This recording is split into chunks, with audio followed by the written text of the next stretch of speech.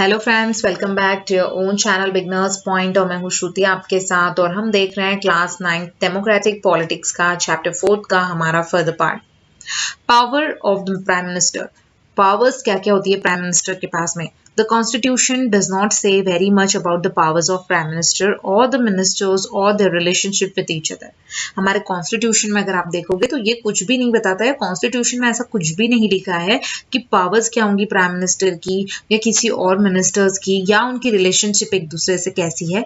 इसके बारे में कॉन्स्टिट्यूशन में कुछ नहीं होता। But as head of the government, the prime minister has wide ranging power. पर जो कि हमारे प्राइम मिनिस्टर हेड होते हैं गवर्नमेंट के, पूरे गवर्नमेंट ग्रुप में सबसे ऊंचे या हेड पोजीशन पे होते हैं, तो उनके पास रेंजिंग पावर्स होती हैं। वाइड रेंजिंग मतलब काफी ज्यादा पावर होती है। He chairs cabinet meetings. वो कैबिनेट मीटिंग्स को अटेंड करते हैं, वो मीटिंग्स में रहते हैं।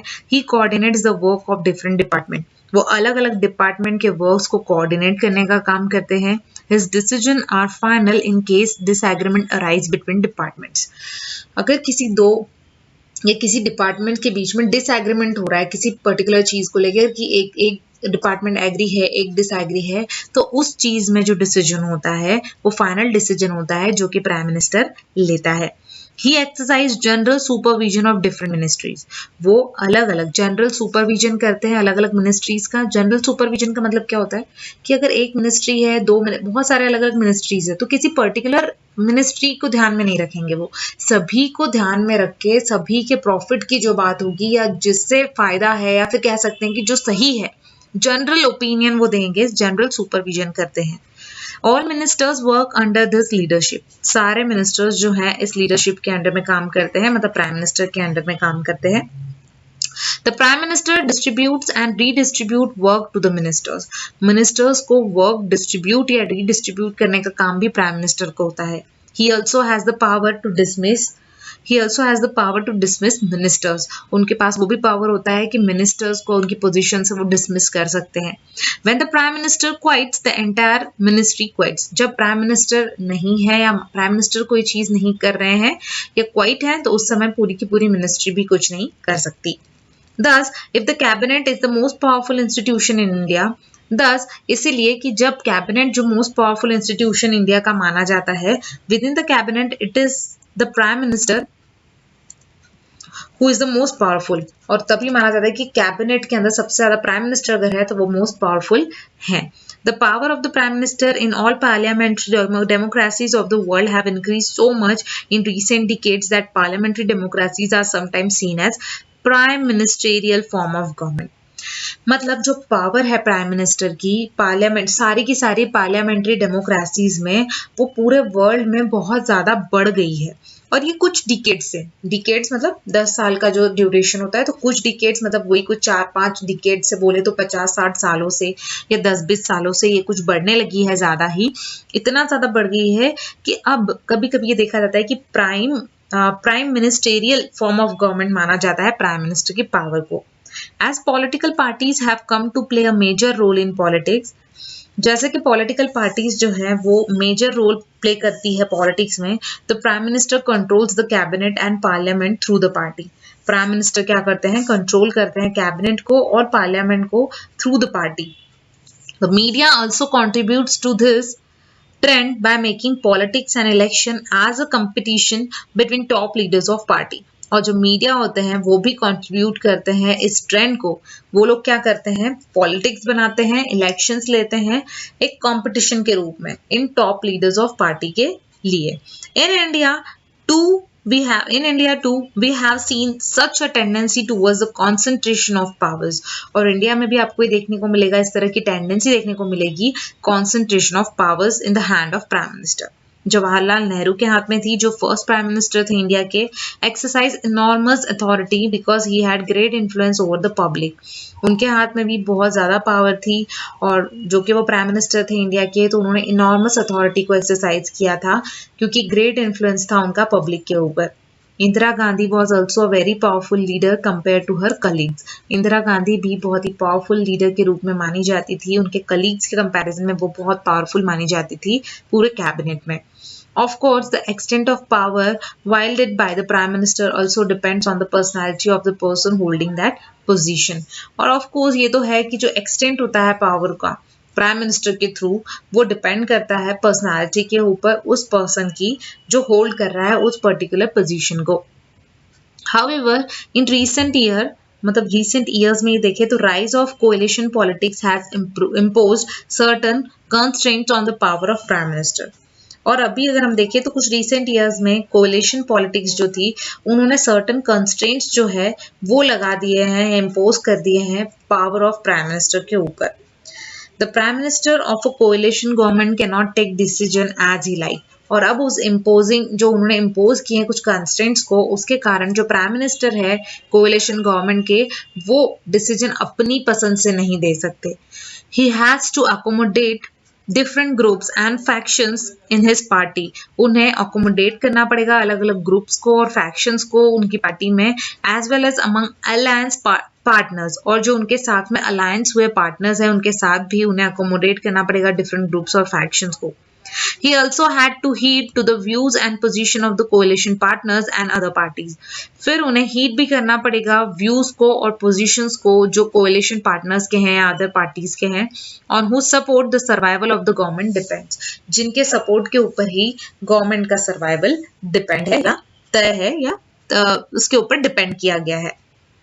Of the president, while the prime minister is the head of the government, जो कि हम जानते हैं कि प्राइम मिनिस्टर हेड है गवर्नमेंट का, president is the head of the state. State के हेड को प्रेसिडेंट कहा जाता है. In our political system the head of the state exercise only nominal powers. और पॉलिटिकल सिस्टम के हिसाब से देखें तो जो स्टेट का हेड होता है वो सिर्फ नॉमिनल पावर्स या कुछ ही पावर्स को हेड करता है, कुछ ही पावर्स को एक्सरसाइज करता है. The President of India is like the Queen of Britain. मतलब President of India ब्रिटेन की क्वीन की तरह है. उस function are to a large extent ceremonial. मतलब उनके फंक्शंस जो हैं वो बहुत ही लार्ज एक्सटेंट तक होते हैं लेकिन सेरेमोनियल होते हैं, मतलब कुछ पर्टिकुलर सेरेमनीज पर ही वो जरूरत होती है.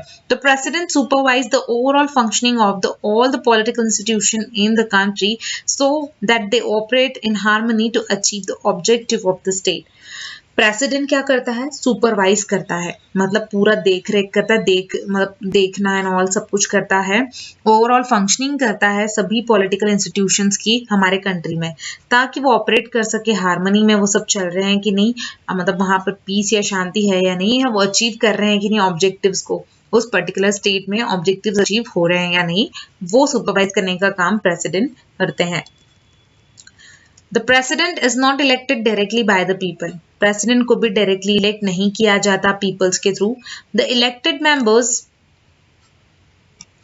Of parliament, elected members of parliament मतलब एमपीज जो होते हैं, and elected members of legislative assembly मतलब एमएलएस जो होते हैं वो इलेक्ट करते हैं प्रेसिडेंट को. A candidate standing for president's post has to get a majority of votes to win the election. जो कैंडिडेट्स खड़े हुए हैं उसमें सबसे ज्यादा वोट्स में जिसे मिलेगा या मेजॉरिटी ऑफ वोट्स जिसे मिलेंगे वो इलेक्शन को जीतेगा. This ensure that the president can be seen to represent the entire nation. और ये इंश्योर करने वाला होना चाहिए कि अगर वो प्रेसिडेंट बनता है तो वो एंटायर जो नेशन है उसे रिप्रेजेंट करेगा. At the same time, the president can never claim the kind of direct popular mandate that the prime minister can. और उसी सेम टाइम में हम देखें तो प्रेसिडेंट जो है वो क्लेम नहीं कर सकता kind of direct popular mandate को जो प्राइम मिनिस्टर कर सकता है. This ensure that she remains only a nominal executive.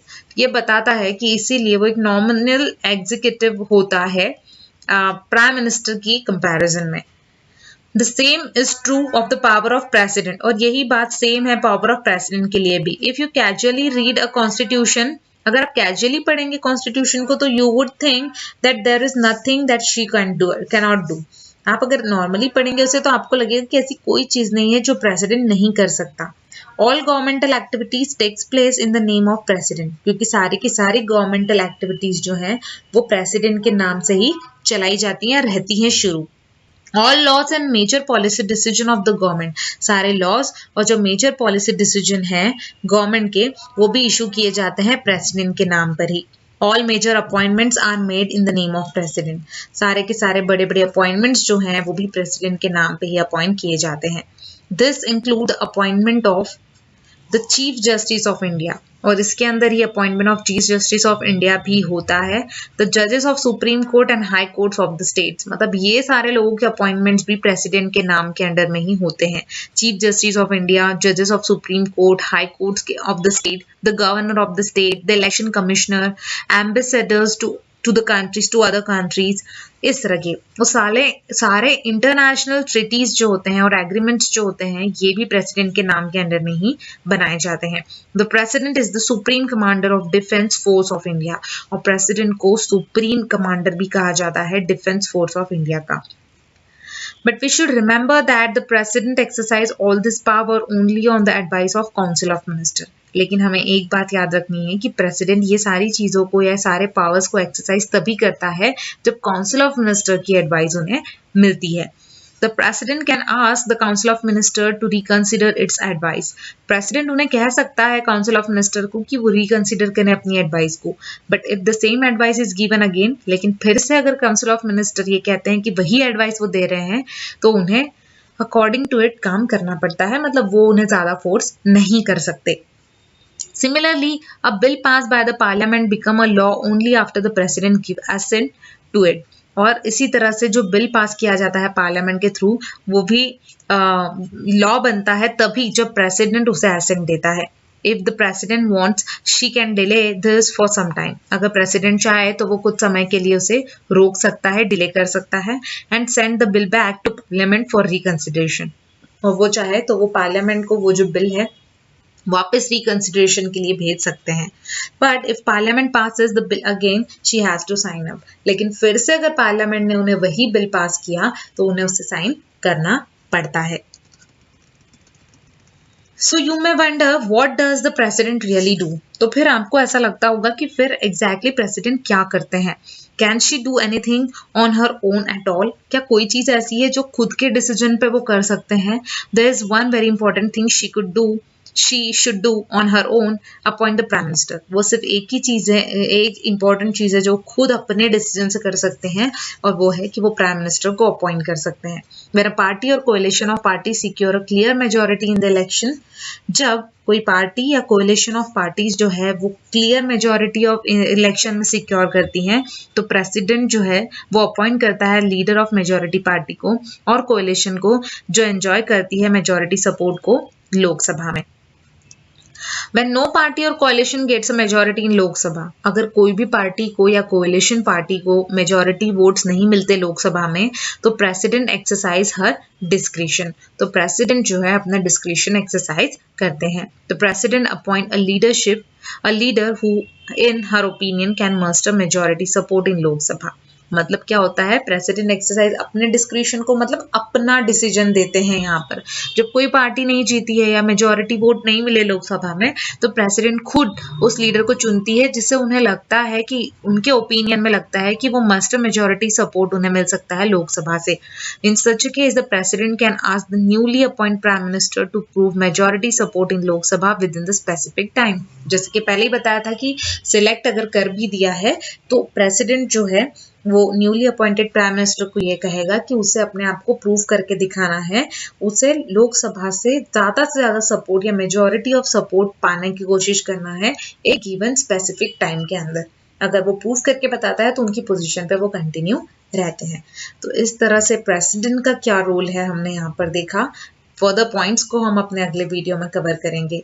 I hope कि आपको मेरा ये वीडियो पसंद आया होगा, और अगर आपको मेरा ये वीडियो पसंद आया है तो प्लीज़ मेरे चैनल को सब्सक्राइब करें और वीडियो को लाइक करना ना भूलें। Thank you so much. Thanks a lot.